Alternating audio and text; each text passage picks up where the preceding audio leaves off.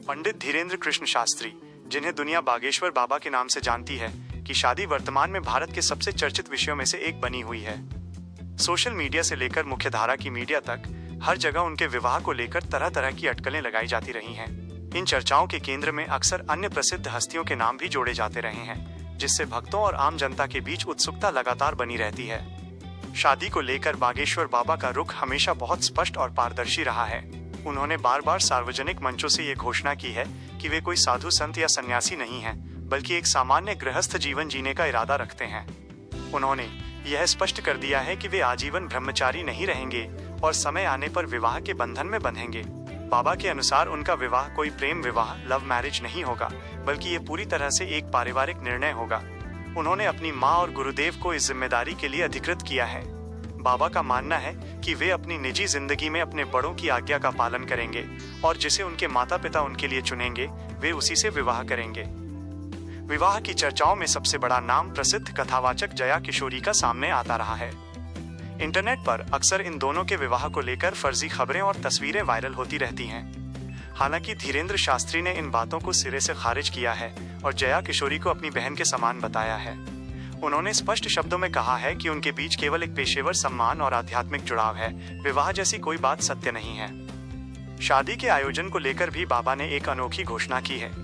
उन्होंने कहा है कि जब भी उनका विवाह होगा, वे उसे किसी गुप्त समारोह की तरह नहीं करेंगे। चूंकि उनके लाखों अनुयायी हैं जो उनसे भावनात्मक रूप से जुड़े हुए हैं, इसलिए उन्होंने वादा किया है कि उनकी शादी का सीधा प्रसारण टीवी और सोशल मीडिया के माध्यम से किया जाएगा।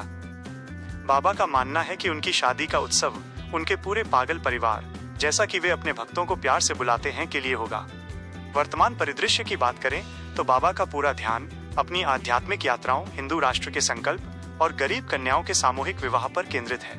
वे हर साल फरवरी के महीने में बागेश्वर धाम में एक विशाल उत्सव आयोजित करते हैं, जिसमें सैकड़ों निर्धन युवतियों का विवाह भव्य तरीके से कराया जाता है।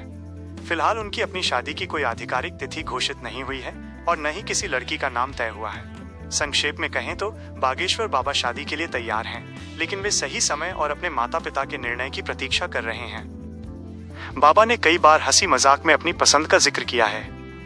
उन्होंने एक इंटरव्यू में कहा था कि वे ऐसी लड़की से शादी करना चाहेंगे जो संस्कारी हो और सनातन धर्म के प्रति समर्पित हो।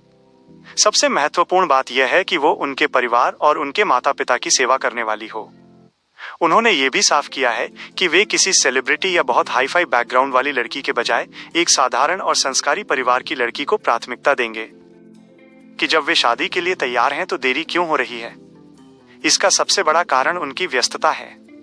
पिछले 2 सालों में बाबा की लोकप्रियता अंतर्राष्ट्रीय स्तर पर बहुत बढ़ी है। वे लगातार देश विदेश में हनुमंत कथा कर रहे हैं, सनातन धर्म के प्रचार के लिए पदयात्राएं निकाल रहे हैं, हिंदू राष्ट्र के मुद्दे पर जनजागरण कर रहे हैं। बाबा का कहना है कि जब तक वे अपने कुछ संकल्पों को पूरा नहीं कर लेते, तब तक वे व्यक्तिगत जीवन के लिए समय नहीं निकाल पा रहे हैं। 3. अफवाहों का बाजार और शिवरंजनी तिवारी प्रकरण। जया किशोरी के अलावा पिछले समय में शिवरंजनी तिवारी नाम की एक छात्रा भी काफी चर्चा में रही थी।